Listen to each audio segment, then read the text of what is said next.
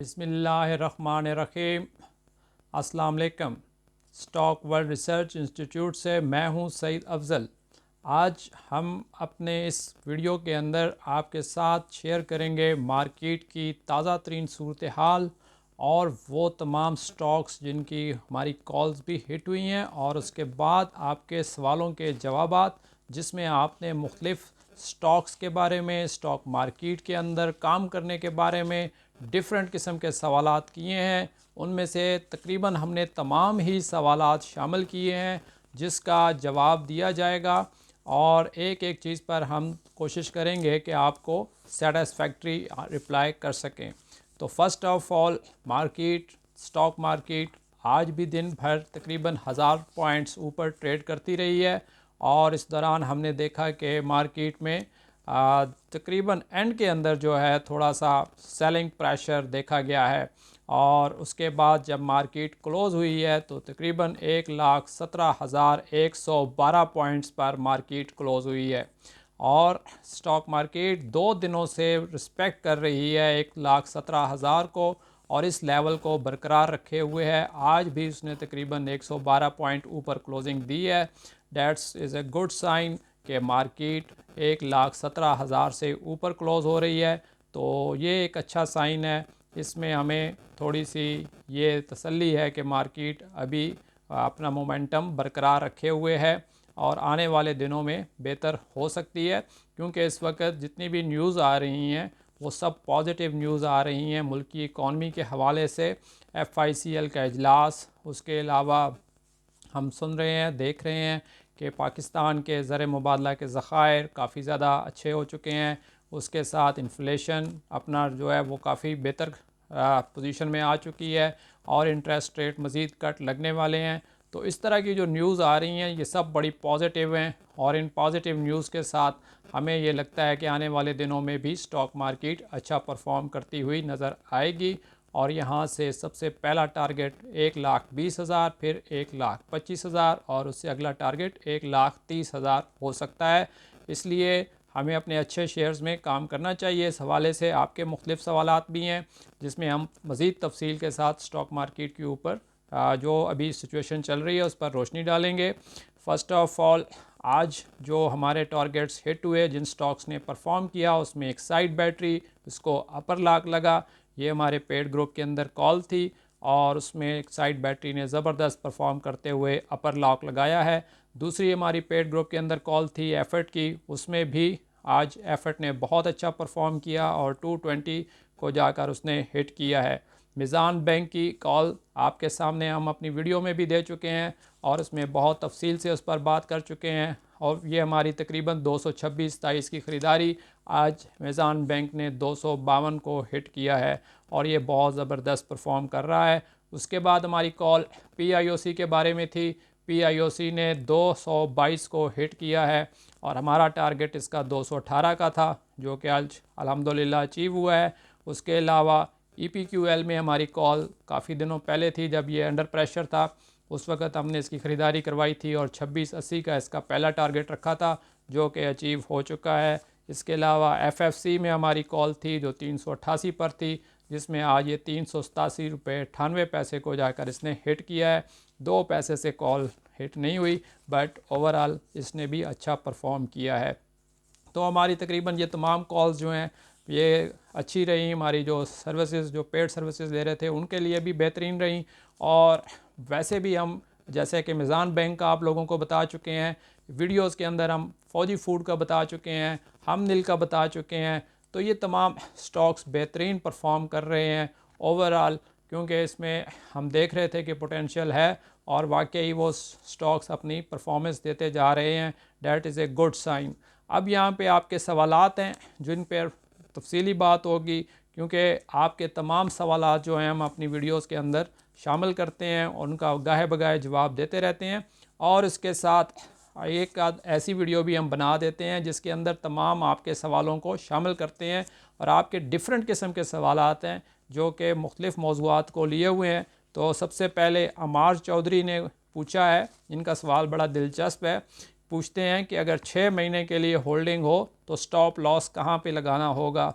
तो इसमें देखें हमारी बात ये होती है कि अगर आपने स्टॉप लॉस कोई भी एक लगाया है, अगर स्टॉक वहाँ से ऊपर चला गया है तो आप अपना स्टॉप लॉस भी जो है वो थोड़ा सा और ऊपर रख लें। ये एक अच्छी निशानी होती है। अगर स्टॉक ऊपर जा रहा है तो आप अपना स्टॉप लॉस भी थोड़ा थोड़ा ऊपर करते जाएं ताकि आप प्रॉफिट में रहें और अच्छे प्रॉफिट गेन कर सकें। दूसरी बात ये है कि स्टॉप लॉस जो है ये आपने कभी भी आपने उसके ऊपर नहीं लगाना होता, मोबाइल पे नहीं लगाना होता या आपने कंप्यूटर पे नहीं लगाना होता। स्टॉप लॉस आपने अपने माइंड में लगाना होता है।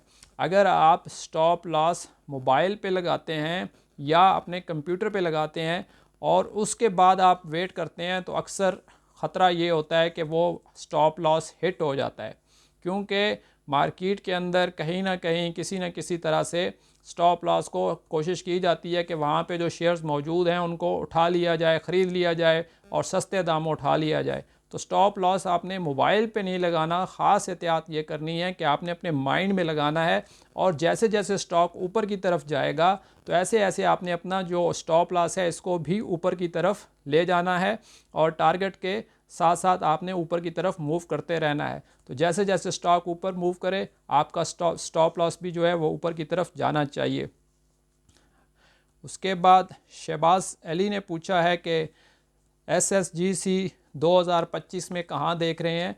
तो SSG जो है ये काफ़ी अच्छा परफॉर्म करता हुआ आ रहा है। इसके जो चीज़ें हैं, रिज़ल्ट्स हैं, चीज़ें हैं काफ़ी बेहतर नज़र आ रही हैं और हमें ये लगता है कि 2025 में ये स्टॉक मज़ीद बेहतर हो जाएगा और ये कम से कम 70 रुपये तक जा सकता है।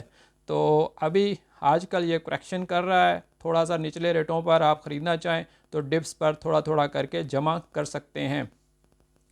इसके बाद अनवर साहब ने पूछा है GGL और PRL के बारे में बताएं। तो ये दोनों शेयर्स जो हैं ओवरऑल आप इसमें से PRL को सिलेक्ट कर सकते हैं और PRL की पोजीशन बेटर नज़र आ रही है, इसको आप देख सकते हैं। बाकी GGL जो है ये भी अच्छा परफॉर्म करेगा मार्केट की सिचुएशन के हिसाब से, लेकिन फंडामेंटली इतना ये मजबूत शेयर नहीं है।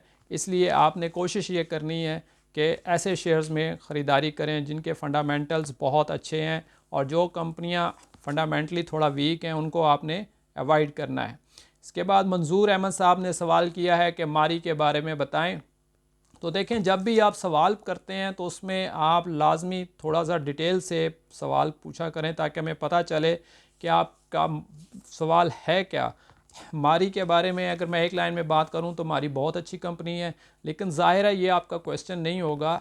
या आपने ख़रीदारी करनी होगी या आपने कोई टारगेट रखा हुआ होगा या आप कोई उसमें एंट्री लेने के बारे में पूछ रहे होंगे या इन्वेस्टमेंट के बारे में पूछ रहे होंगे। तो हमेशा कोशिश ये करें कि अपना सवाल क्लियर करें ताकि उसके ऊपर बात करना थोड़ा आसान हो। लेकिन मारी के बारे में मैं एक वीडियो में पहले भी बता चुका हूँ और वो वीडियो जो थी सिर्फ़ और सिर्फ मारी पर थी। उसमें मैंने ये बताया था कि मारी जो है महंगा है, मारी को थोड़ा एहतियात कीजिए, मारी को जब नीचे आने दें। और वहाँ से वो शेयर 900 से 800 से नीचे आया है। अभी भी मारी कुछ महंगा लग रहा है तो इसको आप वक्तन फ़वक्तन लेते रहा करें, लेकिन थोड़ा थोड़ा तादाद में लें, ज़्यादा बड़ी तादाद में इकट्ठा एक साथ एक ही रेट पर नहीं ख़रीदें, क्योंकि इस वक्त जो इसके फंडामेंटल्स हैं वो बहुत अच्छे हैं लेकिन इसके अंदर काफ़ी सारी चीज़ें ऐसी हैं कि ये मार्केट में अभी भी कुछ महंगा लग रहा है। तो आप इसको थोड़ा तादाद में कम रखें और इसको आहिस्ता आहिस्ता जमा करते जाएं।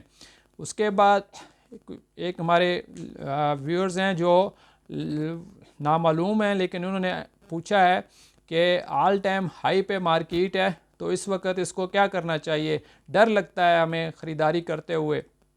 तो देखें मार्केट जब 40,000 पे थी उस वक्त भी डर लगता था, जब मार्केट 50,000 पे आई तो उस वक्त भी ऐसे लगता था कि अपने हाई पर आ गई है तो डर लगता है, और 70,000 पर जब मार्केट थी तो फिर भी हमें ऐसे लगता था कि मार्केट अपने हाई पर आ गई है। लेकिन मार्केट आगे बढ़ती जा रही है। यहाँ पे मैं एक वजाहत करता जाऊँ, समझाता जाऊँ आपको मसला क्या होता है। प्रॉब्लम ये होता है कि मार्केट जो है ये मुल्क की इकॉनमी के साथ चलती है। अगर मुल्क की इकॉनमी बेहतर होगी और दिन ब दिन बेहतर होती जाएगी तो आपकी मार्केट भी ऊपर से ऊपर चलती जाएगी और जो आपके अच्छे शेयर्स हैं उनमें प्राइसेस भी बढ़ती जाएंगी और लोग जो इन्वेस्टर्स हैं वो उनके लिए डबल प्राइस देने को भी तैयार हो जाते हैं, क्योंकि उन्हें मुल्क का मुस्तकबिल, मुल्क की इकॉनमी, मुल्क का सिस्टम जो है वो पहले से ज़्यादा बेहतर लग रहा होता है। तो इसलिए आपने मुल्क की इकानमी और जो मुल्क की सियासी हालात हैं उनको ज़रूर देखना होता है, और वो बेहतर अगर आपको लगते रहेंगे तो इसका मतलब है कि स्टॉक मार्केट भी बेहतर से बेहतर होती जा रही है। इसलिए आपको डरना नहीं चाहिए, बल्कि पाकिस्तान के अंदर जो न्यूज़ चलती हैं ख़ास तौर पे इकॉनमी और सियासत की, उस पर ज़रूर आप नज़र रखें। मुबारक अली साहब ने पूछा है कि गदौन टेक्सटाइल मिल का क्या फ्यूचर है। तो ये अच्छी है, इसका ट्रैक रिकॉर्ड बहुत अच्छा है, फंडामेंटली बहुत अच्छी है, और जो इसकी प्रीवियस हिस्ट्री है बहुत अच्छी है। आप इसको ख़रीद सकते हैं, अगर आपने ख़रीदा हुआ है इसको तो होल्ड कर सकते हैं, आपके लिए एक बेहतरीन कंपनी साबित हो सकती है। यहाँ पे इमरान शहजाद साहब का एक सवाल है, उन्होंने पूछा है कि व्हाट्सएप नंबर क्या है आपका।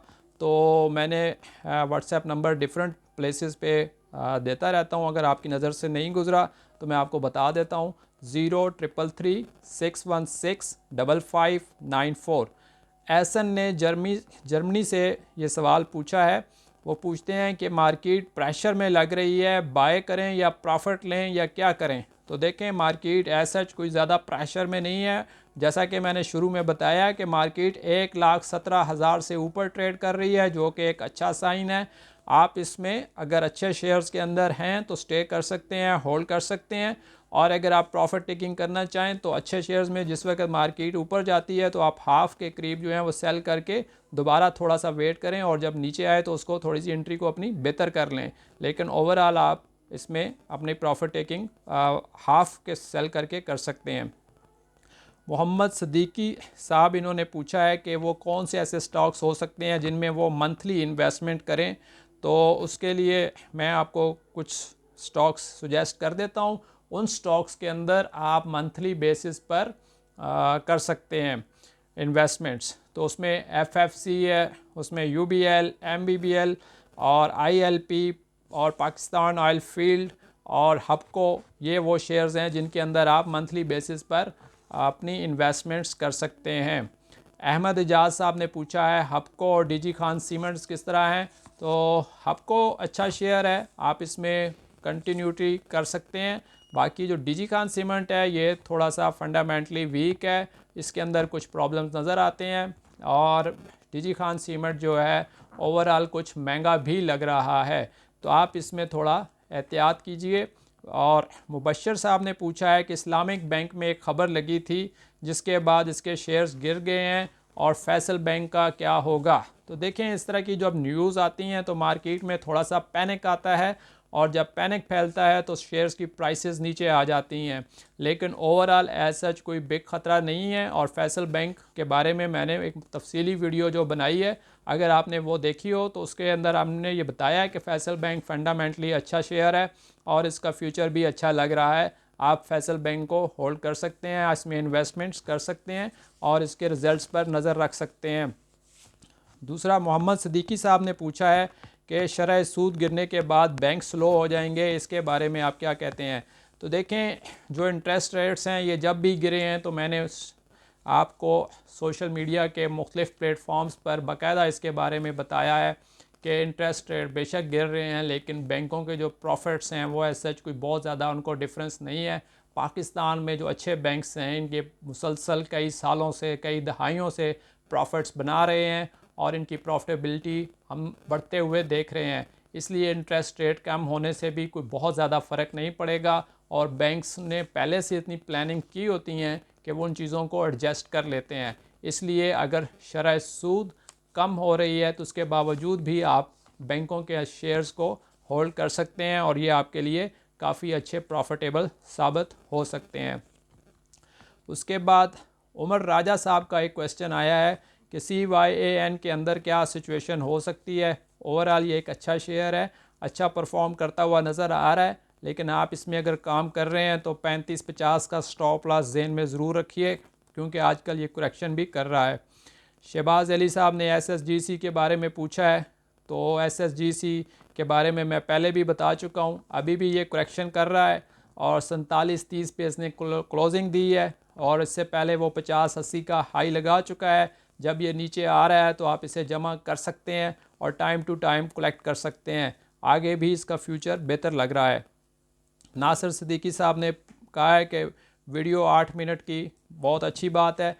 तो नासिर साहब, बात यह है कि हम वीडियो बिल्कुल 8 मिनट की भी बनाने के लिए तैयार हैं, हम तो 2 मिनट की भी वीडियो बनाने के लिए तैयार हैं, लेकिन बहुत सी चीज़ें ऐसी होती हैं इन्वेस्टर्स के साथ जब हम बात करते हैं तो हमारी कोशिश होती है कि उसको इतना थोड़ा सा एक्सप्लेन कर दें कि हर आदमी की समझ में आ जाए।